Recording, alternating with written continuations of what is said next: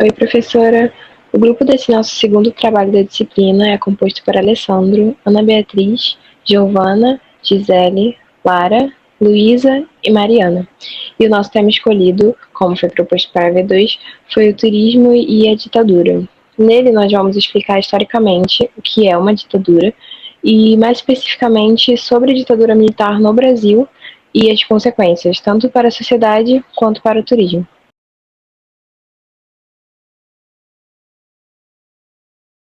O que é uma ditadura?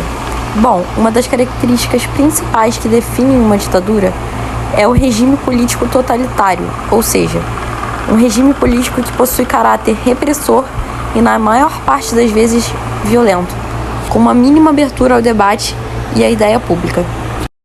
A ditadura militar ocorreu nos anos de 1964 até 1985. Foi um período que o Brasil foi governado por militares e foi marcado pela repressão e autoritarismo, omissão da liberdade de expressão e a tortura contra os opositores políticos. A ditadura começou por meio de um golpe civil-militar no dia 31 de março de 1964 contra o presidente João Goulart, o qual governava o Brasil na época e foi assentado em dia 2 de abril na cidade de Juiz de Fora, em Minas Gerais, que é uma das cidades turísticas hoje em dia.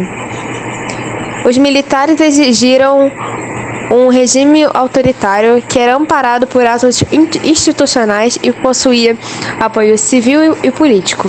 Nesse período ficou marcado também o ato institucional mais famoso, o AI-5, sendo mais rígido, que era responsável pelo fechamento do Congresso Nacional, atentados à bomba e intervenção aos governos estaduais e municipais. Esse período também ficou marcado por manifestações de estudantes e trabalhadores que eram contra a todos esses, ao fechamento, aos atentados, ao que o governo queria naquele momento. Então, criaram movimentos de resistências chamados Direta Já, que foi uma campanha em que a sociedade brasileira lutava pela volta dos seus direitos, como o direito ao voto.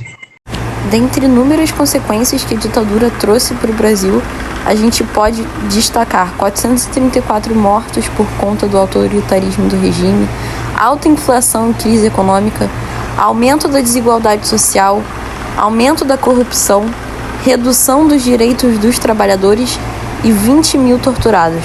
Bom, agora que a gente já entende ditadura como um todo, a gente vai nichar um pouco o assunto e falar do turismo na ditadura. A gente teve a intenção de evidenciar como o turismo foi usado como uma propaganda turística pelas políticas ditatoriais. Aí a gente evidencia o Brasil como política autoritária e não totalitarista, como o nazismo, por exemplo, no Estado Novo de Getúlio Vargas e na ditadura militar. Atualmente é impossível a gente falar de turismo sem associá-lo ao modo de gestão pública, É óbvio dizer que investir na imagem turística de um espaço é colher frutos do seu sucesso, da sua ampliação. Em prática, aqui a gente sabe que não é nada recente, já que muitos governos buscaram e buscam ainda investir no turismo como promoção e uma imagem projetada da própria administração pública, meio que criar uma ilusão, A relação entre o turismo, seu desenvolvimento no país e a ditadura autoritária brasileira se torna cada vez mais coesa se a gente analisar a história como um todo. Um autor chamado Cruz relata que a primeira interferência estatal no turismo brasileiro ocorreu na década de 30, com o advento de um decreto-lei de número 406 do ano de 38, que trata sobre a venda de passagens aéreas, marítimas e terrestres. No próximo ano de 39, foi criado o primeiro organismo oficial de turismo na administração em âmbito federal, que é chamado de DIP, Departamento de Imprensa e Propaganda, que foi exatamente no período do Estado Novo, durante a ditadura de Getúlio Vargas. Eu vou falar sobre a divisão de turismo, que foi um setor específico do DIP, que tinha como objetivo divulgar toda a ideologia do Estado Novo junto à população. Assim, a divisão do turismo foi um caminho que poderia auxiliar a construção da imagem do Brasil. Atualmente, sabemos que o incentivo ao turismo pelo poder público tem um grande papel nesse setor, sendo considerado fonte de divisas e gerador de empregos. Durante o período ditatorial, foram utilizadas diversas estratégias com o objetivo de vender uma imagem positiva do Brasil, apesar de todos os movimentos e manifestações realizadas em discordância com o regime no país. Entre elas está o poder da mídia e de outros veículos de comunicação em massa, que foram extremamente censurados e manipulados a mostrar apenas o que favorecia o autoritarismo. Dentro desse cenário, destaca-se a criação da Embratur, em 1966, e através dessa agência criou-se a identidade extremamente estereotipada que perpetua até os dias de hoje no exterior, resumida a carnaval, praias, samba e com ênfase na objetificação da mulher brasileira. A criação do Embratur também gerou um grande desenvolvimento para a infraestrutura hoteleira do país. Nessa época foram criados o Fundo Geral do Turismo e o Fundo de Investimentos Setoriais, que consideram incentivos fiscais para a construção de novos hotéis. Com isso, a gente tem no final do governo Médici 542 novos projetos de construções de empreendimentos hoteleiros que já tinham sido aprovados. Além disso, a gente também pode citar que na década de 70 chegou o primeiro hotel de uma rede internacional, que era o Hilton de São Paulo, além da instalação do novo hotel em 76 e o Clube Mediterrâneo em 77. Vale destacar ainda que o desenvolvimento do setor hoteleiro levou a Embratur a elaborar em 75 o Regulamento Geral para a Classificação dos Meios de Hospedagem Brasileiros. Bom, a Ilha do Sol, ela tinha antes o nome de Itapuãs dentro, e ela fica bem na Baía de Guanabara, né, no estado do Rio de Janeiro, e ela recebeu o nome por ser a moradia da vedete, dançarina e primeira naturista brasileira Luz del Fuego. Ela utilizou da ilha como a primeira colônia dela, né, de nudismo, e foi a primeira colônia de nudismo não só no Brasil, mas como também foi a primeira colônia de Brasil vista na América Latina. E no ano de 54, quando ela foi ocupada, né, por Luz del Fuego, ela fundou então o Clube Naturalista Brasileiro, e ela recebeu não só pessoas brasileiras, mas ela também começou a receber personalidades de outras nacionalidades na ilha, e todas aquelas pessoas que quisessem visitar a ilha eram obrigadas a deixar, né, as roupas, as suas vestes no pier, independente de qual importância ela tivesse e de qual figura pública ela fosse. Era necessário que tirasse a roupa e que ficasse pelado nesse clube naturalista brasileiro.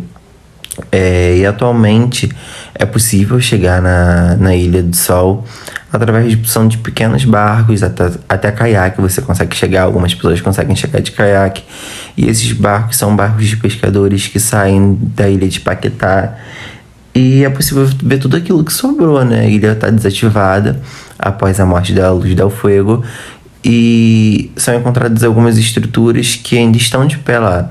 Em meio a todos os escombros, né, a gente consegue encontrar alguns azulejos originais, paredes, lajes, escadas, o reservatório onde a água era captada também, né, para que se fosse utilizado água, sendo que não existe nenhum projeto que divulgue ou ressalte, né, a importância da ilha, tornando ela atrativo, seguro, tanto quanto viável, para que as pessoas possam conhecer a história tanto da ilha quanto da Luz del Fuego. E a gente consegue explicitar que o momento político histórico da severa ditadura militar no ano da sua morte ocasionou então para que não tivesse, né, realmente nenhuma promoção daquele atrativo e o tornasse algum atrativo turístico. Então, atualmente o lugar se encontra meio que abandonado, acaba sendo um lugar perigoso para você visitar, porque não tem nenhuma estrutura de apoio, são apenas os pescadores que conhecem e vão, né, para o local. Então acaba sendo um local mais remoto, distante e por si perigoso por si só, porque qualquer pessoa pode chegar lá, qualquer pessoa pode entrar, então acaba que torna-se um atrativo perigoso, por enquanto. Falando sobre a Luz del Fuego, ela foi uma capixaba que se destacou bastante na defesa dos ideais naturalistas no Brasil, tanto quanto no mundo. E falando um pouco sobre ela passou a fazer diversas aparições em teatros e circo após o nome de Luz del Fuego, e ela conseguiu ganhar muito sucesso pela sua beleza e pela forma que ela dançava. Ela também se expressava nessa arte da dança com cobra sobre o corpo dela nu. E ela sempre foi uma pessoa que teve cobra na vida dela. Ela cresceu tendo cobra. Ela disse que já foi picada até mais de 20 vezes por uma cobra que ela tinha. Então fazia parte, né, da rotina dela ter essa cobra com ela. E na era das vedetes, né, durante os anos 50, ela foi considerada a maior de todas. Ela chamava muita atenção mesmo por todos, tanto que ela conseguiu uma fama que não se deu só aqui no Brasil, mas também de forma que ela ficou conhecida em outros países também. E infelizmente ela foi brutalmente assassinada. O assassinato dela se deu por conta de que 2 pescadores até então achavam que ela tinha muito dinheiro escondido ali na ilha, que ela obtinha de muitas riquezas, e aí eles prepararam uma emboscada. Eles simplesmente chegaram em um barquinho, contaram uma história para ela para tentar meio que ganhar sua confiança, até que os 2 assassinaram brutalmente ela e retalharam todo o corpo dela foi achado com uma cena bem caótica, destroçado, e os pescadores foram presos na época, mas após isso não se fez nada na ilha, não se promoveu nada na ilha para que não fosse apagado tanto a história da Luz del Fuego quanto a história da ilha.